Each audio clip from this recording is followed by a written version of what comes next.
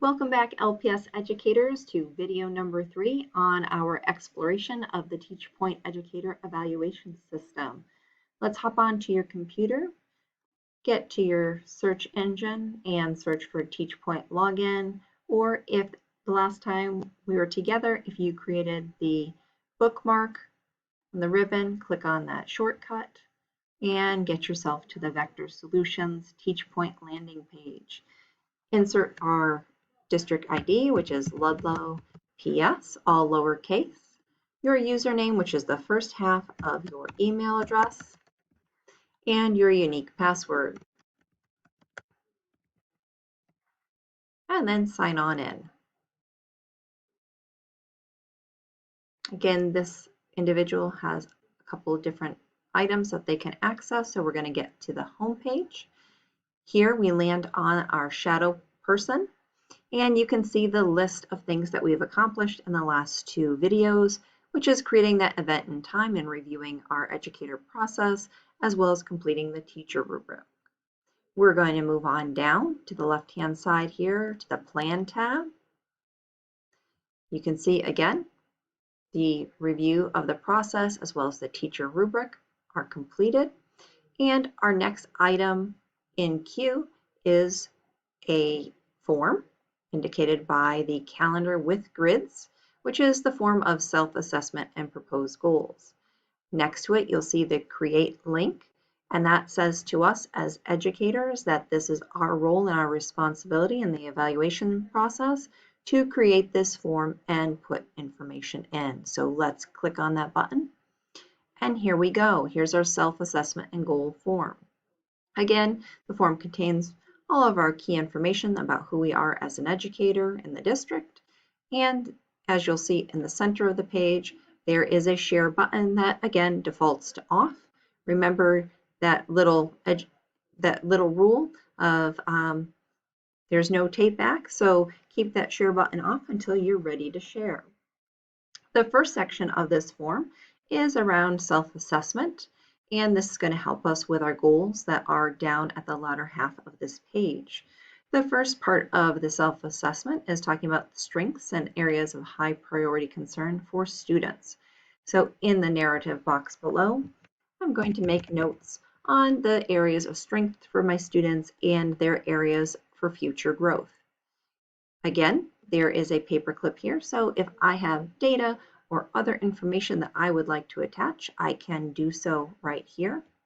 And if this is a team goal, maybe your department or your grade level see these areas across the grade or the department, and you may make a note that this is a team goal that you are all reviewing and see as something for our students for their future achievement. The next part of our self-assessment is to briefly summarize what we see as our professional strengths and areas for future growth. And so you're going to make notes there as well. Again, you can attach information for your evaluator. And if you are working on an area of growth for yourself with a team, make note of that. Again, you may be engaging in district-wide professional development where you're working together with other individuals that make this a team process. Once you've done the self-assessment for our students and for yourself as a professional, we get on to our goal setting. Right now in this process, you're at the proposal stage, so check off propose goals. Once you meet with your evaluator, you'll review what you've proposed and finalize those goals, and that's when your goals will go from proposed to final. Include the date, and if there are any other notes or items to be attached. The first part of the goal setting is around student learning, SMART goals. Again, SMART goals help us to really frame a solid goal. However, a SMART goal is not a requirement, but encouraged. The SMART goal for students can be individual or team, and there's a little note here that you can click with the pencil to create a note of who the team members are for this process. Likely, if it is a team goal, you may have already explained that above. That information may just simply need to be carried over. You'll note here next to some of these items that you're seeing a red asterisk. That red asterisk denotes that these items must be completed in order for the form to be completed. So if for some reason there's an error once you go to save and complete the form, go back and check for those items that have a red asterisk next to them to make sure that they're completed, because that is likely the reason why your form cannot be come final. Then in our student learning section, we're going to write in our goal. And then after we've written our goal for our students, we get on to the professional practice piece. Is the professional practice goal an individual or team goal? Again, make note of this. If it's a team goal, you have again the opportunity to note who those team members are, and then you will write your professional practice goal. There is also another area for notes, as well as a place to affix additional information if you feel it's necessary. This is not required. Then there is a spot for the educator's signature as well as the evaluator's signature, and yet one more opportunity to affix anything at one last blush to see if there's something else you need to include. And at this time, if I were writing this, I may say, I have thought about it, I've written, I've reviewed, I've processed my goals and my self-assessment for students and for myself, and I think I'm ready to sign off on this form. So everything's been noted in my form, and it's asking me, am I ready to sign, and do I want to share this form? At this time, I'm going to save this document and say yes. After doing so, it will bring us back again to our Plan tab of our Educator Evaluation form. And you can see here now there is no longer the Create link next to the Self-Assessment Proposed Goals header. And you'll see that there is now a link. And it's noting that there is a signature required. That signature required is that of your evaluator. To double check, you can go back to your shadow person, and you will see here that now, in addition to the review of the process as well as the teacher rubric, now you have that self-assessment and goal plan page completed, with it being shared and signed by yourself, awaiting a second pencil to indicate that it has also been signed by your evaluator. So we are moving right along in our process of educator evaluation. So items 1, 2, and 3 have been completed.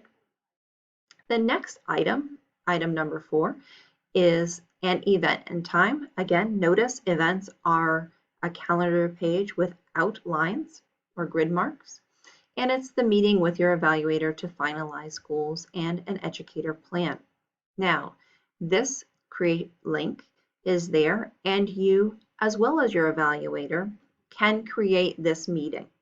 You are able to go and create it yourself, and on the side of the evaluator, they too can create this meeting. Either way, someone needs to create the meeting date, and maybe you choose to do so. In creating that meeting time, you will select a date as well as time.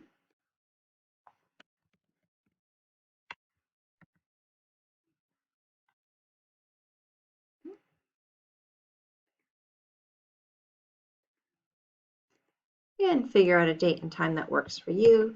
The location is at Baird Middle School, and maybe you're meeting in the main office. And I will save and close.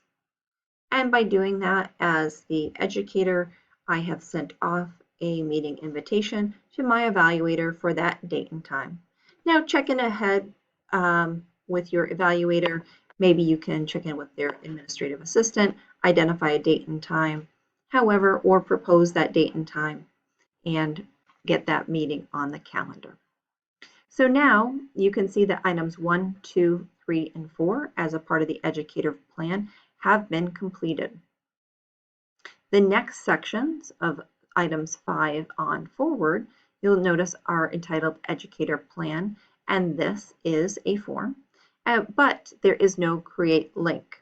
What that indicates to the educator is the educator plan is the responsibility of the evaluator.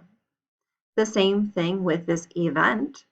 where the evaluator signs the educator plan within 5 days of submission. As again, there is no create link next to these items. Scrolling on down, you will notice this is a